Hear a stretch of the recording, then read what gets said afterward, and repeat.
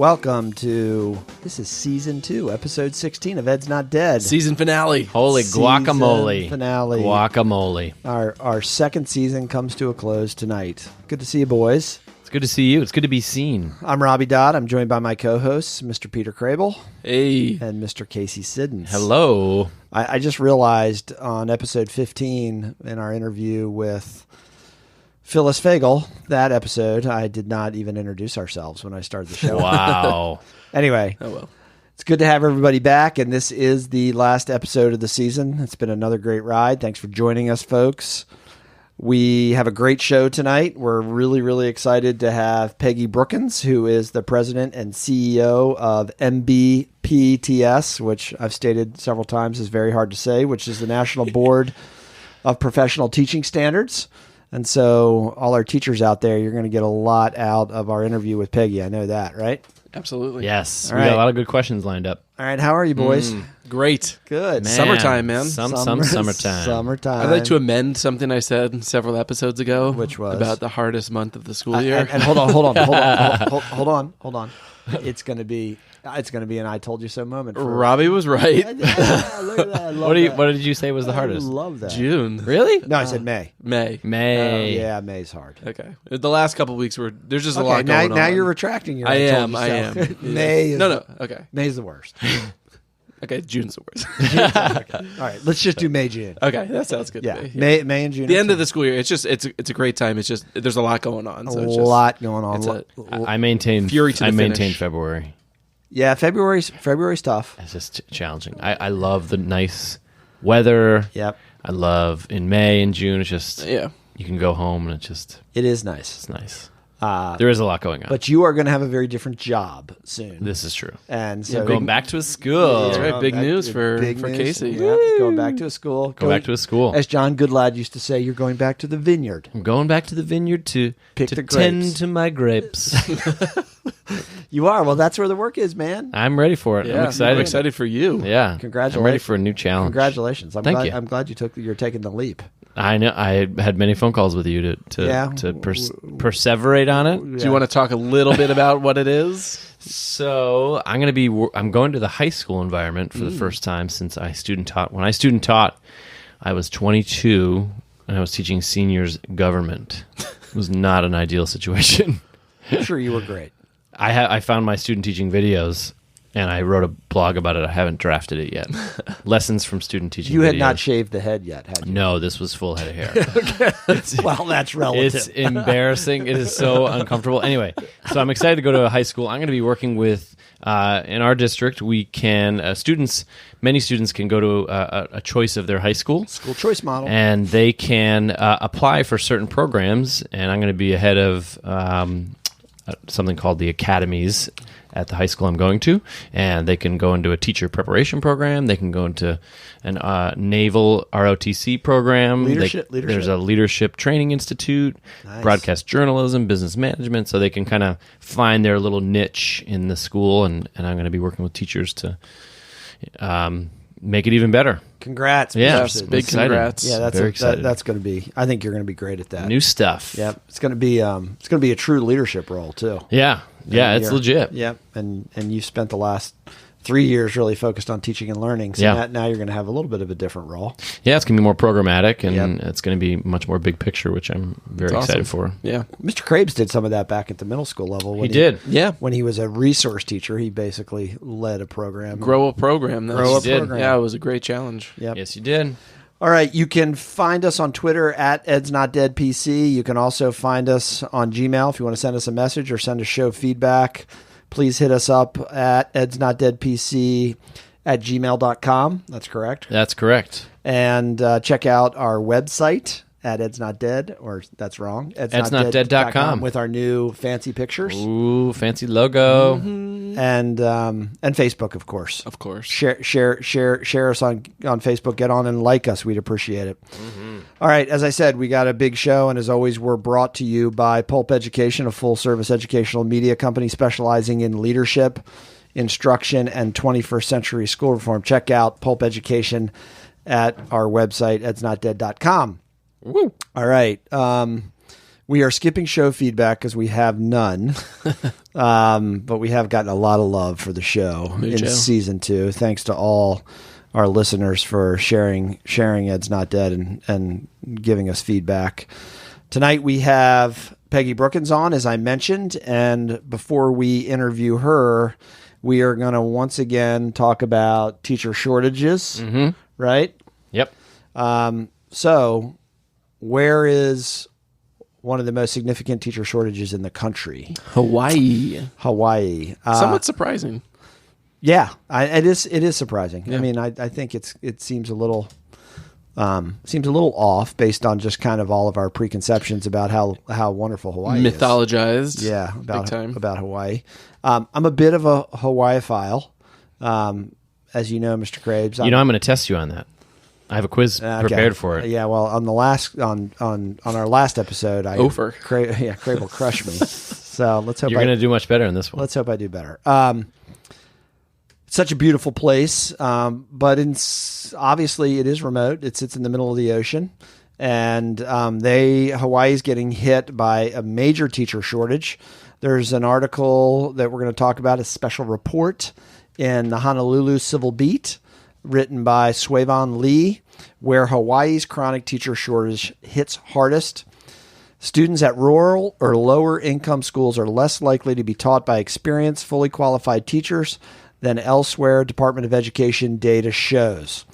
This is the first report in an ongoing series examining the challenges of recruiting and retaining teachers in Hawaii. So we can come back to this in the fall. Yeah. In season 3 of Absolutely. Ed's Not Dead. So basically, guys, Hawaii is having a significant problem recruiting teachers, but also retaining teachers. They have significant shortages in schools with lower income populations of students and parents. And a lot of those schools tend to be in the more rural areas of the state. They also feel these shortages at the secondary level more significantly than they do the elementary level. The elementary schools have a much higher percentage of certified teachers in their schools that stay longer. Middle schools are especially hurt by teacher turnover and low teacher retention rate. Here are a few of the challenges. Heavy dependence on mainland hires. So they're not really necessarily developing their own teachers in Hawaii. They're leaving the state at a higher rate than before. Of the 1,116 teachers who separated from the Hawaii Department of Education in 2017-18, 423 left for the mainland. Wow. A massive 70% increase from five years prior. At the start of the 2018-19 school year, there were 1,029 positions not occupied by a certified teacher. They refer to the teachers that take these spots as emergency hires. Yep. So they have folks that are quote unquote not necessarily qualified to be in classrooms. And you'll like this, Mr. Crable. At the Hawaii tends to be a magnet. Some of these schools for Teach for America. Teach for America, Yes. filling some of those vacancies. On average, 51% of DOE teachers stayed at the same school 5 years or longer as of 2018-2019, slightly higher than the national average, but falling short of the department's goal to hit 60% by 2020. So another thing I don't think they mentioned in this list is the price. The cost of living in Hawaii is exorbitant, and teacher salaries have not at all kept pace with what teachers need to survive. So, thoughts on this article? How does Hawaii fix this? Any ideas from our experience in schools or as teachers or principals? So I think Hawaii in many ways is a microcosm for teaching nationwide in terms of how do you attract and retain teachers? Now, Hawaii, obviously, it has a couple factors sort of working against it, talking about the mainland hires, its geographic isolation, et cetera, high cost of living. But I do think it begs the question of how do we not only recruit teachers, but how do we keep teachers? And a couple items that they suggested, one of which was teacher academies at high school. Yeah, I saw that. Which Casey will be able to tell us much more about after he takes over his new position. And Siddons knows that's been my thing, right? Yeah. Choice model. Develop teachers at the high school level. Develop teachers at an early age. Oh yeah, absolutely. Get them in, and you're getting kids who are from the area. Yeah. You got that local teacher pipeline almost, and then you don't have to worry about the TFAs of the world, right? Because you've lured really strong academic kids into teaching. But it's also nothing will help change that unless we start paying teachers more nationally. Understood. I looked it up. The basic dinner out for a 2 in a neighborhood pub is $62. 2 pounds in Hawaii? Yeah. Holy cow. 2 pounds of apples hovers around the $5 mark. And it is the most expensive place in the world to buy 4 rolls of toilet paper at $6, and the priciest place in the U.S. to buy gas. Well, we know that Casey would never live there because he's like the biggest squeaker. So when so tight. I was I'm not telling you all, surprised at that's all true. that you looked up to see how much stuff costs. I looked into it, and Hawaii public. How many school districts are in Hawaii? Okay, that's 5. that's for the quiz. How many?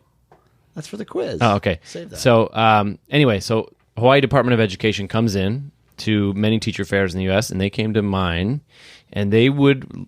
I didn't sign it, but they came and they would literally sign you up, and you could sign a contract basically sight unseen and get a teaching job down there during a time at the height of the recession when getting a teaching job was very challenging. Down there in Hawaii? Oh yeah, I was like ready to go. I was like, you're kind of exiting college and you're not really sure what you're going to do with the rest of your life, and there's this enticing opportunity to go to Hawaii, and you get paid, $49,000 a year or $50,000 a year, which, looking back on it and looking at this, is like that's not going to cut it when you have $2,200 rent. Instead, you went one state south to the beautiful state of Maryland, and it changed my life. Yep, it did. Changed my life. Anyway, sorry, Crabes, you were Go ahead. You were in the middle of a thought. You, Mr. No, it's a long time ago. One of the items that they bring up, so they do have a strategic long-term plan to try and, again, to lure and engage teachers. And we've talked about this a little bit, but it's about creating opportunities for teachers to network with master teachers. Yeah. So you do say that, yes, teacher pay is an important factor, especially in a place like Hawaii where it's a matter of making ends meet. Yeah. And later on, Miss Peggy Brookins is going to talk. We're going to ask her a little bit how to attract and retain teachers. I think she'll bring that up. But it's about more than that. It's also about teachers feeling supported.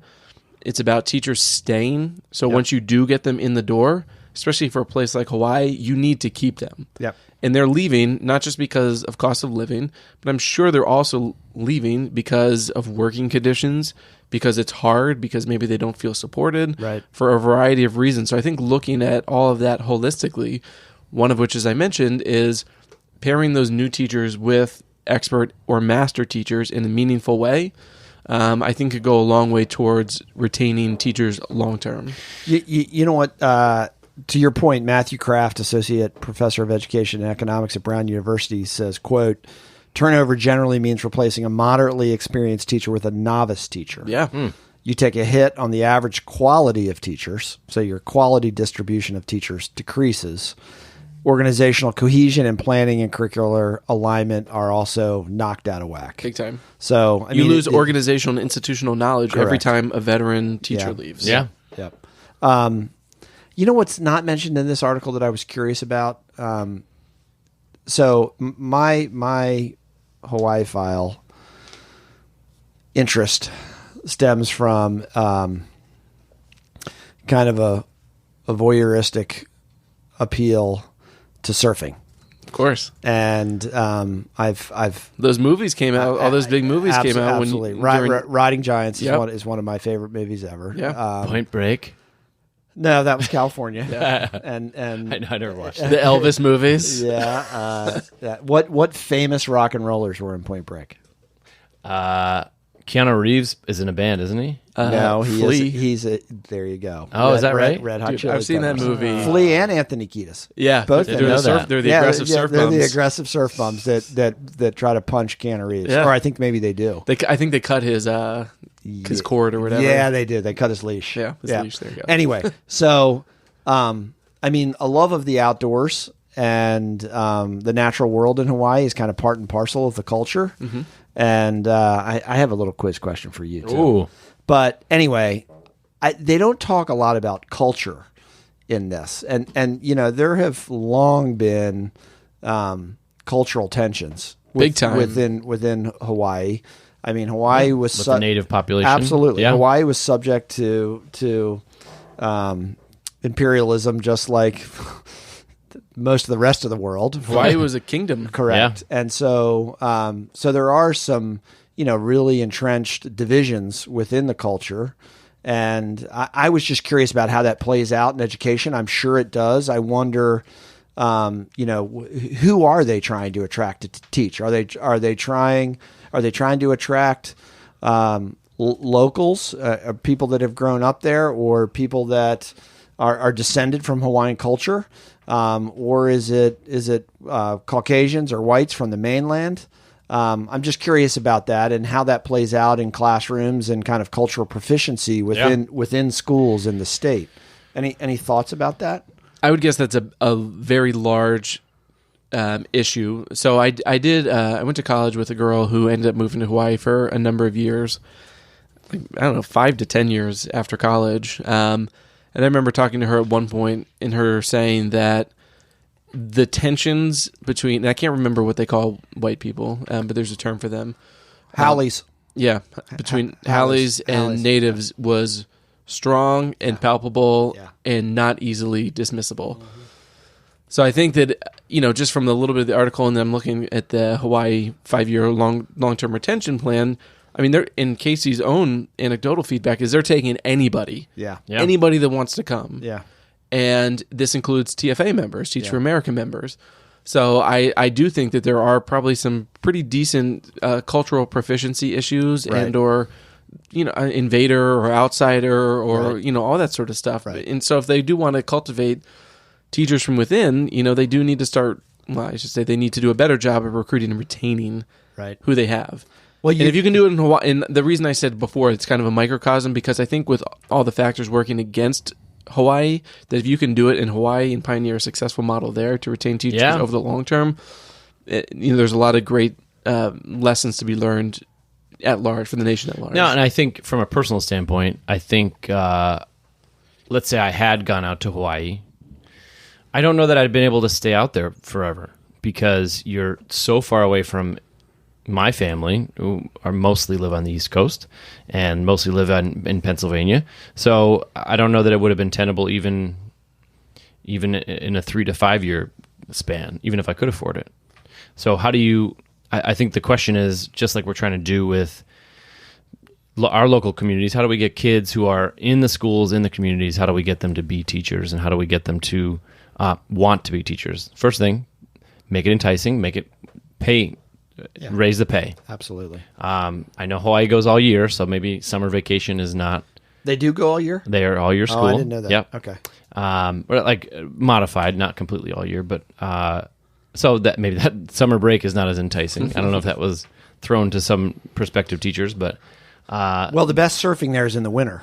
So summer is not. Is that right? Absolutely. Yeah. I mean, you get the big storms rolling across the Pacific. We got to get that Venn diagram of surfing and teaching, passion for those. Well, I do think there's an intersection there between what kids do and how. I mean, I'm not saying that every kid in Hawaii loves the outdoors or loves the ocean, but it is part and parcel of their lives. Yeah.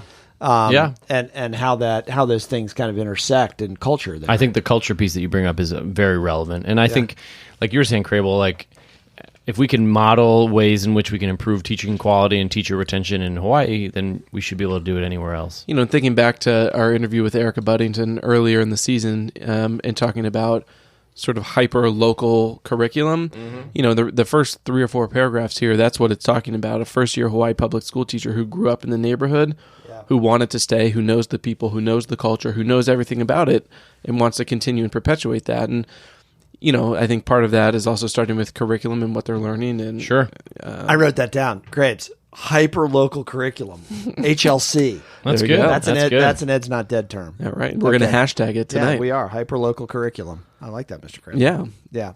So anyway, I don't know. I think there's some stuff that they can be doing and trying. And one of the things we had talked about, and is throwing money at the problem, but the master apprentice doctor model. Right. That I wonder if they would be interested in trying that.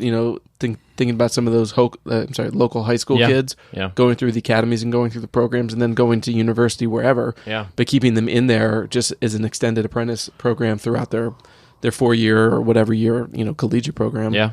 Well, they have this. I mean, it's that weird problem of that everybody and their brother and sister wants to go to Hawaii, right, to visit. I mean, it is. I mean, if you had to do a top 10 tourist attraction in the world, isn't Hawaii probably on it? Oh yeah. And yet you have, based on what the author of this article shows, I mean, there's significant poverty. Yes. In a lot of schools, mostly in rural areas. Right. And it just seems weird to me that you can't address that poverty with some of the tourist dollars. Yeah, I mean, it's happening in all major cities. New York City, it's happening in San Francisco. You have these bastions of wealth, right, surrounded by just major pockets of poverty. Right.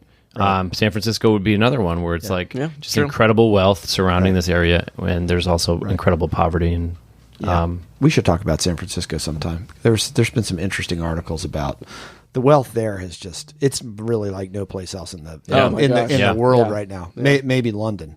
I mean, but it's ridiculous. Yeah. One thing I wanted to tell you guys about, I read a great book one time, and I've always been fascinated by this guy. If you ever have the chance, look up the name Jose Angel.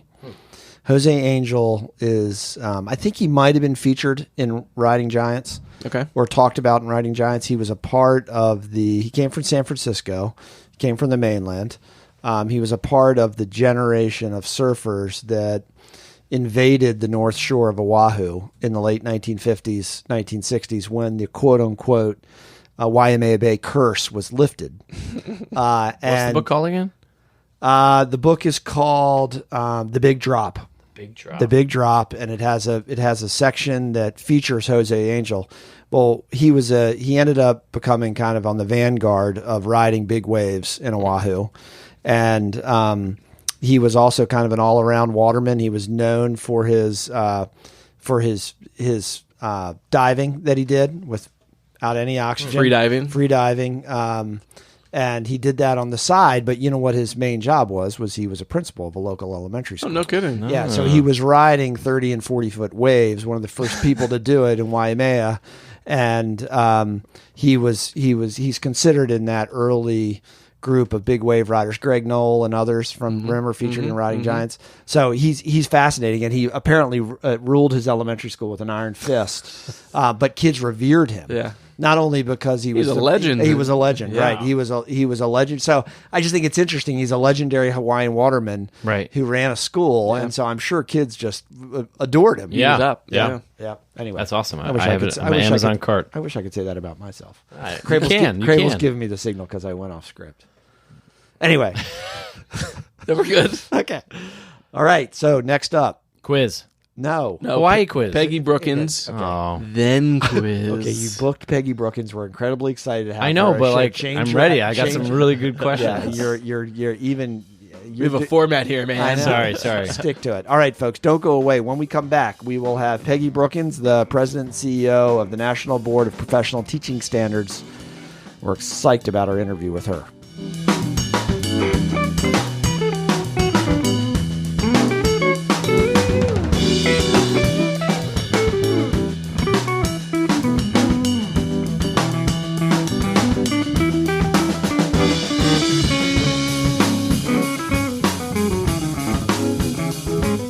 Miss Peggy Brookins is the president and CEO of the National Board of Professional Teaching Standards since 2015. Her long career as an educator fellows includes many national leadership positions and accolades. Prior to her work with NBPTS, she served as a director and mathematics teacher at the Engineering and Manufacturing Institute of Technology at Forest Hill High School in Ocala, Florida, which she co-founded in 1994. I hope she talks a little bit about that. Mm-hmm. Additionally, Ms. Brookins served on the NBPTS board. That's really tough to say. Was appointed as a member of President Obama's President's Advisory Commission on Educational Excellence for African Americans, and she also served on the board of In Bloom, the Conference Board of Mathematical Sciences ad hoc, Committee on Teachers as Professionals, the Content Technical Working Group for the PARC Assessment Creation, and has served as a national trainer for AFT. Brookins herself is a nationally board certified teacher and achieved her certification in adult and young adolescent mathematics in 2003, and she just got renewed 6 years ago in 2013.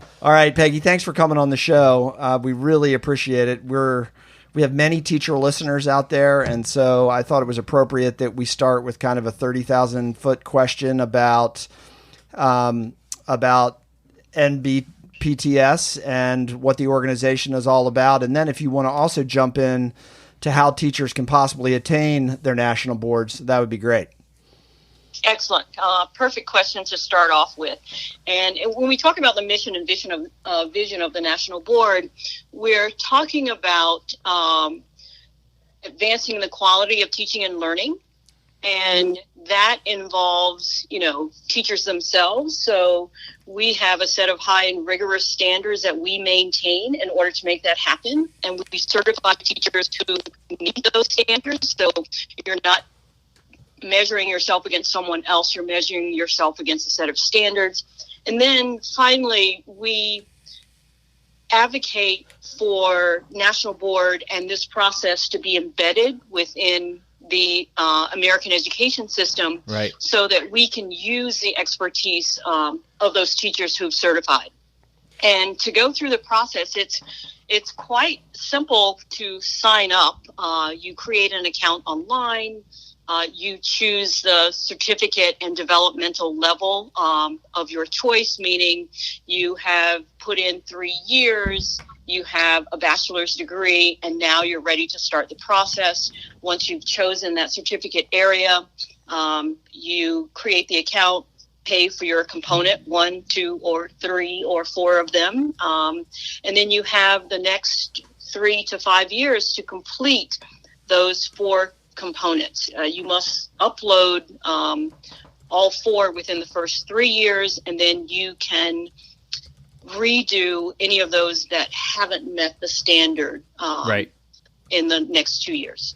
And there are a lot of systems and states that have support structures in place. Is that right? That is correct. Some states have support structures because they also provide an incentive. Others have networks, and the National Board has about 75 networks around the country. And those networks at varying levels do candidate support. We also do something in conjunction with the National Education Association, which is called Jumpstart. Right. And Jumpstart gets candidates ready and informed about the process itself, takes them through the explication of the 5 core propositions and their standards for their area of certification that they've chosen as well. So one of the things when I was going through the research that NBPTS has published on their website, on your website, it seems like California, Florida, Mississippi, North Carolina, Ohio, South Carolina, they have the largest amount of board certified teachers. Is that accurate? That is accurate, and there's a reason for that. During the Clinton administration, there was a federal subsidy. Right. And that federal subsidy paid for teachers to go through board certification. I used it myself in the state of Florida. And those were the states who took advantage of that subsidy. So that teachers paid only the registration fee, and everything was paid for. And that's when the process, of course, was 1 year long, and it was $2,500, which we have changed those 2 factors. So the reason why I was asking is because it was noted that except for California, and this is a quote from the research, board certified teachers are not equitably distributed across schools that serve different populations of students. In 5 of the 6 states examined, poor, minority, and lower performing students are far less likely to have the opportunity to benefit from the teaching of a national board certified teachers than are their more affluent majority and higher performing peers. And my question to you in that realm is, so as president and CEO, what is your vision? What's your plan to combat this inequity that is on your website? So one of the things, and I'm glad you brought that up, 57% of our candidates currently work in Title I schools. Right. And we know that that's where teachers are needed the most, who have the most experience, and teachers who are accomplished, in our opinion. It is the mission of the National Board by the year 2030 to have 1 million board certified teachers, and to really focus on those high need schools, and to focus on also students in those high need schools having a teacher who looks like them as well. Right.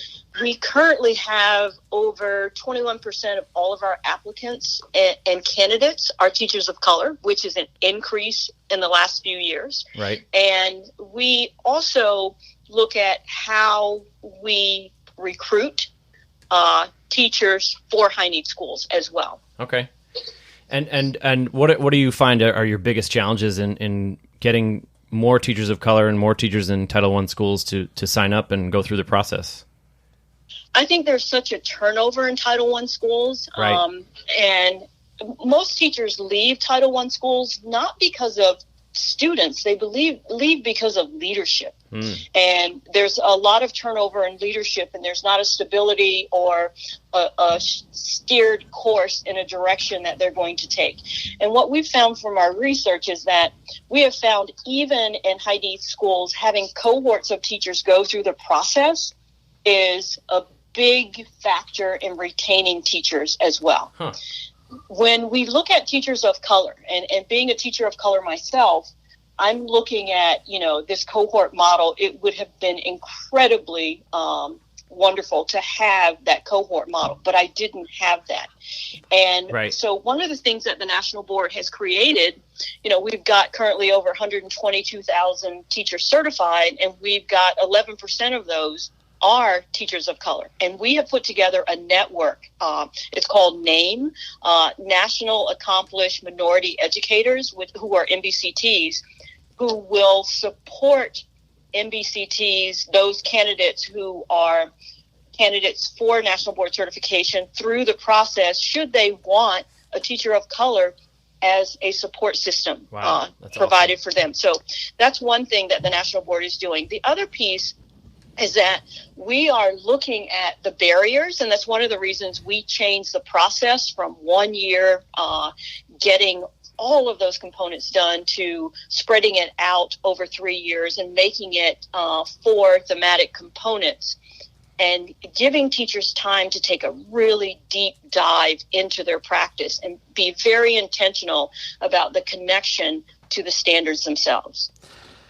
So this wasn't in the show notes, Peggy, but you threw it out there. So I definitely want to follow up on your point about school leadership. And I know you probably also just don't mean principals, but you probably also mean system leadership as well. Yes, absolutely. So as a principal, I mean, I always tried to support teachers in the process, but it was very informal.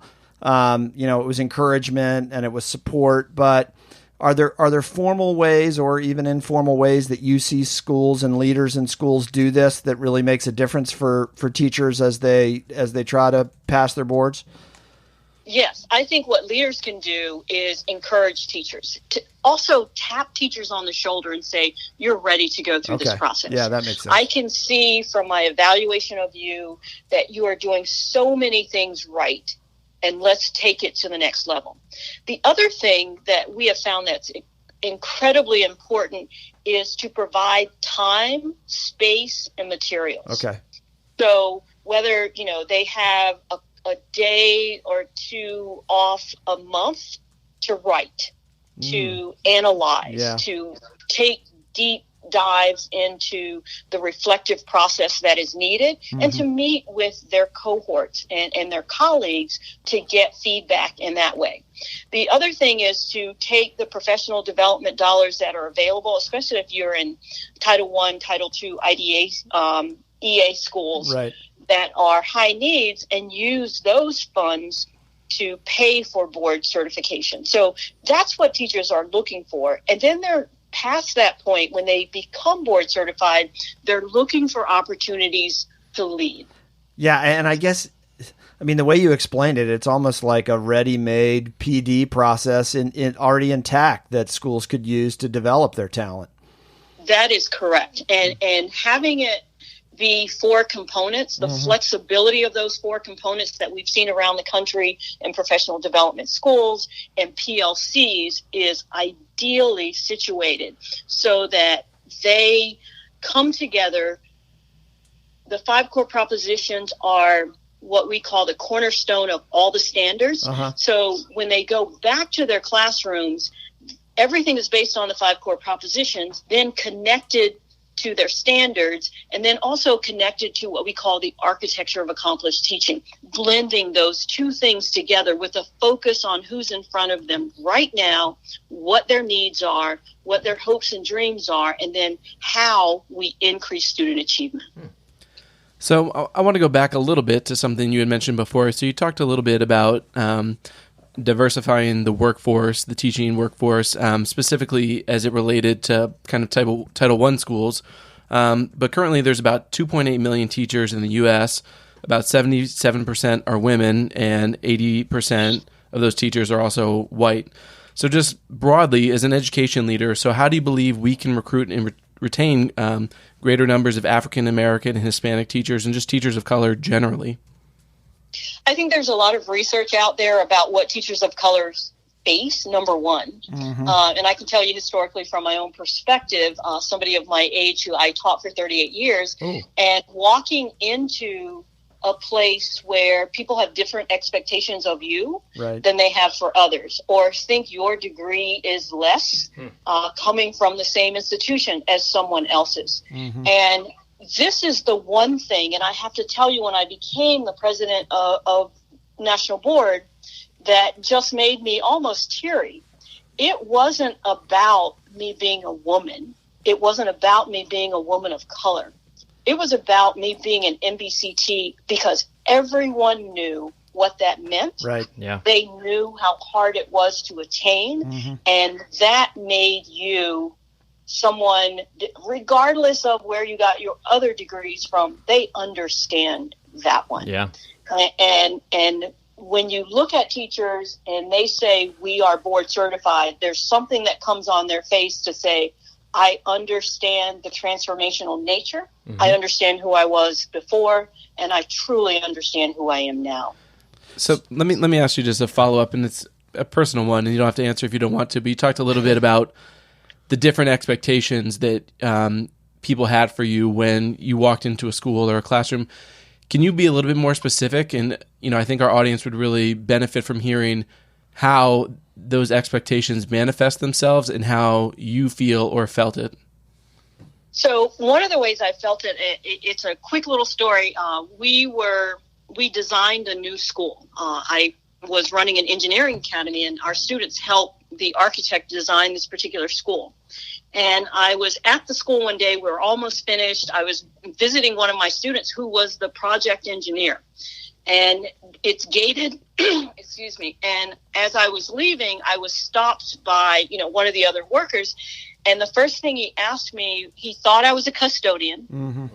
And then when I said, no, I work here. And then he thought I was a PE teacher. Oh, wow. Okay. He never thought I am the director of the engineering academy. Right.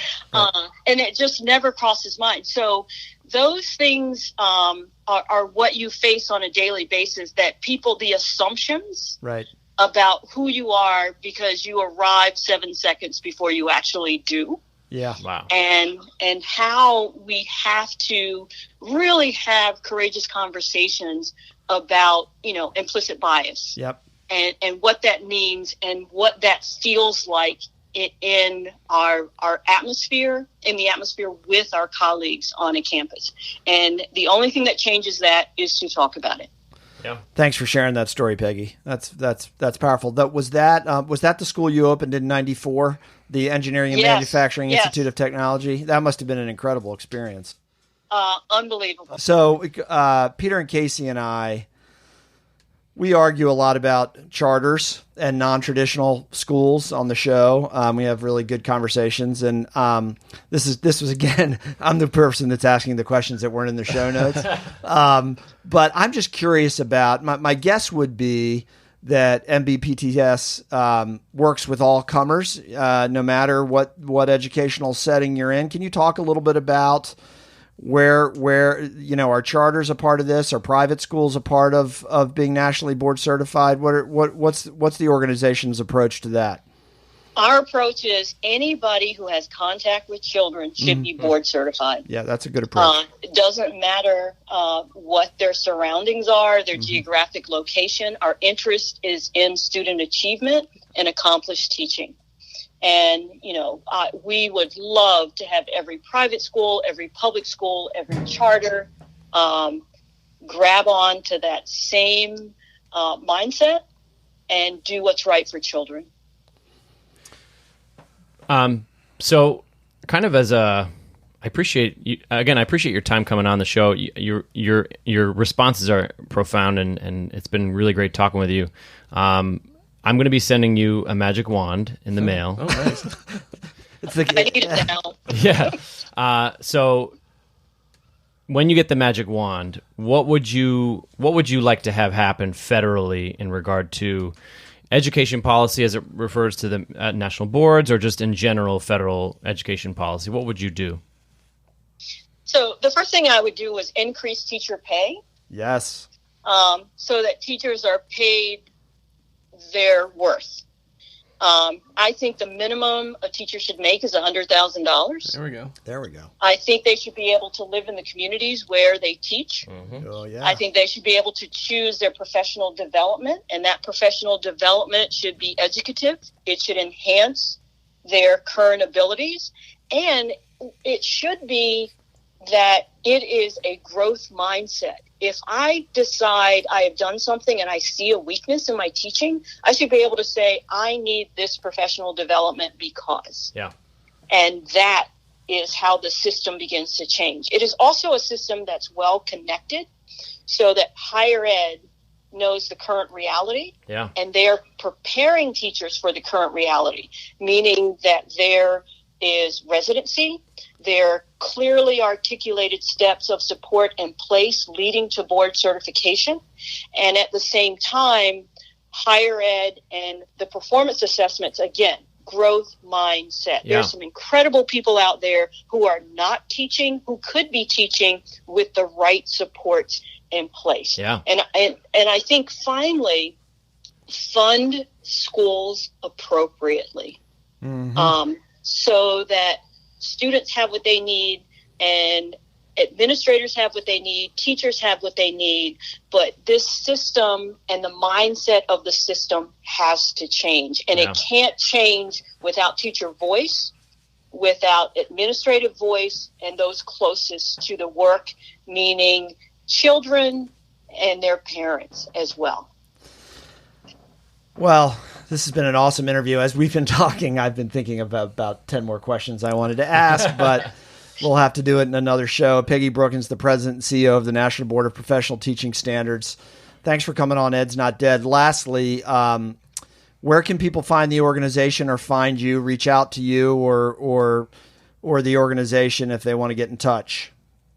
You can Google National Board or National Board for Professional Teaching Standards.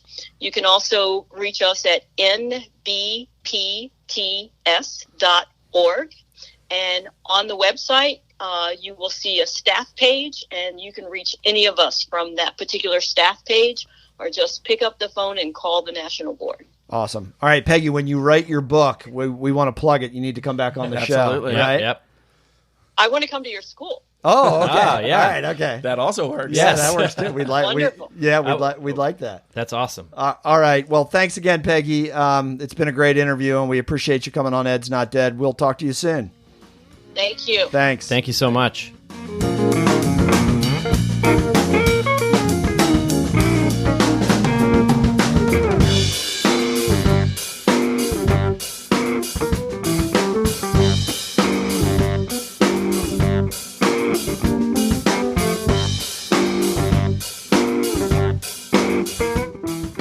Welcome back to Ed's Not Dead. I'm here with the boys. We have not gone anywhere. Oh my goodness. After that- I can't believe it's going to be all over so soon. So sad. Jeez. All right. I'm just going to add like 15 questions to the quiz. Okay. All right. Never-ending No, quiz. well, you can't. It can't be that long because we got to do like. No, it's not that long. Well, we got to do like 3 minutes on. I know, I got it. on what our plans are All right, ready? for the summer. No, hold on. Thanks again to Peggy Brookins. It was a great interview. Yes, she was thank awesome. you. Thanks for hooking her up. Yeah. We want to do some things professionally with her. We want to spread the word about national board certification. Yeah. So It's an awesome process. Yeah. I kind of feel a little jelly that I never did that as a teacher. It's How about you, challenging. Mr. Krabs? Yeah, I actually towards the very end, I kind of got to the point where if I didn't go to administration, I was like, okay, I need to do this.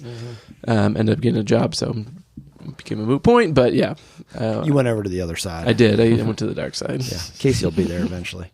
All right. It is quiz time. It's quiz time since, we just talked about the Hawaiian teacher shortage. And my overly long story about Jose Angel. I loved it, though. It's a new book. All right. I have some quiz questions to tap your knowledge about is it the 50th state or the 49th? I guess that should be one of my questions. Is that it? Anyway, number one, how many school districts are in Hawaii? Oh, that was good. All right. Are we going head to head like we always do? No multiple choice. Oh, it's multiple choice? No multiple choice. No multiple choice. How many school districts in Hawaii? It's 5. I'm going to go higher than that and say 8. Great guesses, but wrong. There's only one. It's the only state with one school district. So there'd be it's one the for Hawaiian- each island. So it's basically Hawaiian Department of Education. that's what I said. It's because the article referred to the DOE. Okay. Yep. Got it. Number All right. 2, Hawaii grows by roughly 42 acres each year due to this natural phenomenon. the lava, lava, going into the volcano- water. volcano- That is correct. Okay. 42 Those guys. acres each year because of the Kilauea volcano. I said volcano.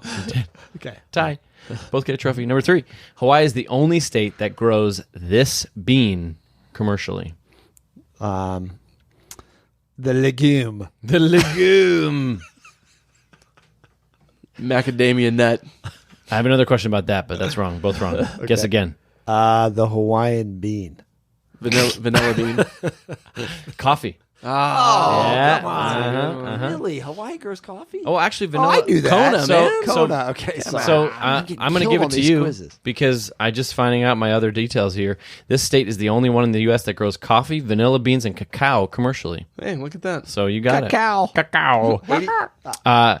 Another interesting fact is that it can take as long as 5 years for just one vanilla bean to grow completely. Ask a surfing question. Number 4, both the highest and lowest recorded blank have occurred on the Big Island. Waves.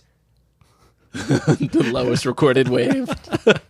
It was an inch. Temperatures. Temperatures, correct. The Big Island of 100 degrees Fahrenheit occurred on April 27, 1931, and the lowest recorded temperature occurred on May 17, 1979. Now 78 Kilauea. 12 degrees Fahrenheit. Oh, really? Yep. That's chilly. Next one. Hawaii was the first state to ban this from their stores. Smoking. Cigarettes. Smoking. Cigarettes. Bam. Nope. Plastic bags. Oh, that's a good one. That's Robbie, a good this one's for you. Very Okay, relevant. all right. These reptiles are outlawed in Hawaii. Snakes. It's Um, definitely snakes. There's no question. It's snakes. Okay. Okay. Lizards. Snakes. Yes, come on, give me some skin. The only snakes that are legally allowed to Yeah. be kept in Hawaii are displayed in zoos. Yeah, did you know that Hawaii has no natural indigenous population of snakes? I did. Did not you know also that. know that Hawaii had no mosquitoes prior to the arrival of I Europeans? did not know that. Wow. Mosquito free. Yeah, snake free and mosquito free. Okay. That Next sounds one. like a pretty good place. I love snakes. In the world, 90% of this nut is grown in Hawaii. Macadamia nut. Correct. Next one. This type of roadside advertising is Billboards. outlawed. Oh, good one. Billboards, correct. Okay, I'm catching up. How many time zones does Hawaii abide by? 2. 1. One. It has its own time zone. We are officially tied. And finally, Hawaii is the only state to honor this position. Queen. Or king, queen, royalty. I'll go with Crable. Correct, monarch. Yes. Yes. Beat me by a point. It's the only U.S. state to honor a monarch. They celebrate King Kamehameha. Oh boy, I can't pronounce it. It's embarrassing. They celebrate I can't do it. The kings. The King, which takes place on the 11th of June. And this particular monarch is known for uniting the Hawaiian Islands in 1810. Oh, well. Nice. Yep. I apologize. I can't pronounce the name. Yeah, I was gonna mention the elementary school where Jose Angel was the principal, and I was afraid I would mangle it. So I think it was Halavaya. I think the W makes a V sound. I don't know. I'm not sure. Anyway, good quiz, Mr. Sids. Now you know so much more about Hawaii. I do. Thank you. We do. Check out The Big Drop. And if you've never watched the movie Riding Giants, even if you're not a surf fan, it's it's worth it. It's worth it. Yes. All right. I found how to pronounce the king's name. All right, go for Okay. it. Kamehameha. Kamehameha? Yeah. Oh, see how it was rolled off good. my tongue? That's good. I did the I wanted to make sure I got it right. Yes. All right. So, Summer plans. summertime. Summertime. So when our listeners listen to the pod, it is official. Full-time Yeah. summertime. Full time. Okay, first I want to make a statement. Yes. Make a statement. And my dear bride, my better half, Yes. she thinks I'm nuts, but she's also not an educator, so I don't feel like she understands. Okay. The time that school gets out. If you do the Mid-Atlantic Northeast school year of right after Labor Day to the second week of June or the first week of June, I'm going to argue. You ready? Mm-hmm. That from the moment school gets out until July 4th is the best time of summer. From July 4th on, it is straight downhill. Wow. That's a haughty statement. That's how I feel. I always feel There's July nothing 4th, better than mid and late June. I feel like summer's over on July Yes, 4th. see, And Craig there's was still with so me. much time left. I know. It's and every time I'm like, this is a ridiculous feeling. But there's not that much time left. I think I mean, it like 7 weeks. Well, but- and listen, Man. part of it is that the longest day of the year is the third week of June. yeah, It is the height of summer. yeah. And I mean, it's the summer solstice. And you really feel like you've got lightning bugs outside. You can accomplish anything. The sky's bright until 9:30. If you're a kid, the world is your oyster. Amazing. Yeah, I mean, I drive around and I see the kids walking around the streets in the late evening, and they just you know that they're happy as clams. Yeah. School's out. Yeah.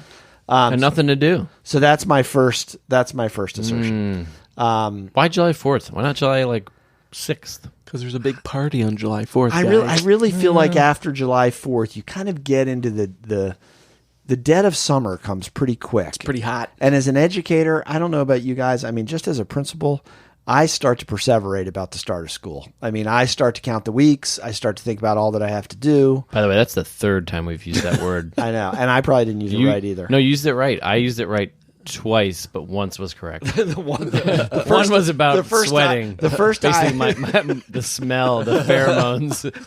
Well, you try to say perspire? No, it's so more hot like, here. I perseverated. You know what? I think actually this might not even matter because Crepes, I think I might consider going back and editing his use of that word. We can do that, and it was. No, I'm keeping it. It was pretty, I'm okay with it. It was pretty funny. Okay, I own it. so that's my first take on summer. What do you guys got? What do you mean? What do we got? What do you got about summer? Come on. I love summer. I'm swimming. I swim. I Okay, like to today go to was the the first sun. day. I swim. I go swimming. And you're actually, you know what the best thing is, and I rediscovered this last year, is putting the kids down for bed. Right. And it's like twilight, 8:30. Yeah. Going to the pool for a little dip. Oh, that's nice. And it's still warm out. Yep. And it's just you've just been sweating bullets all day, and you get in that nice cool bath water. Because kind of by the end of the summer, the pool's a little gross. Pool's very gross. Yeah. Yeah. I like that too. I'm into that. Yeah. Nora and I did a late night pool run on Saturday night. Oh, yeah. And it was great. And it's light. It's light, and you're it's just so chilling. nice. You're Yep. outside at a time when you probably wouldn't normally be outside, Yeah. just Yeah. enjoying the weather. Yeah. What do you got, Mr. Sids? Summertime. I'm going to Boston, end of June, our annual Boston But trip. first, before that, how do you feel? How do you how feel do I about feel summer? about Give us summer? a color Just that, tell us you your- know. Yeah, associate a color with summer. Blue. Oh, tell us light why. blue. Oh, light blue. It's just I spend a lot more time outdoors. Yeah. And now I got a screen-in porch and Well, a how's fan. that? Yeah, how's that working out? With the fan on, without the fan, it's deadly. Little stagnant. Yeah. Yeah. I'm so glad we got the fan because it's. How are the neighbor kids? Oh my god! Hopefully they don't listen to this podcast. how are your cameras that you set up to spy on? It's not them. I hope so. Great. You're gonna give them the wrong impression if they're avid podcast listeners. Do you know that he set up cameras? Of course, he talks about it all the time. I've watched footage How often do you check your phone during the day? I don't check it often. During summertime now, you need to be on there a lot. I don't check it often. Okay. No, I don't. I'm making myself crack up. You like cried. It's funny. I just like, so the porch has been good. It's great. All right. So I'm you're working going, out in the yard. I'm right. cutting down a tree. you're going to Boston. Going to Boston. All right. Any other news on the home front that you want to share with the audience? Maybe. Come on. Pray tell. Give us the scoop. My lady and I are expecting a child. Congratulations. Yeah. Yeah. Yep. The first First of the Siddons clan. Yeah, Casey and Sarah. Well, not really. Gonna have their third. Gonna have their first baby. That's right. That is Very exciting. Wonderful news. It's going to be a girl. Yep. So, Okay. you know. Oh, it's going to be a girl. Yeah. I don't think I knew that. Yeah. That's big news. Are you Some of my psyched? colleagues, we had a going away party, and they gave me some going away gifts. Yeah. Like to send off the people in my position who are leaving.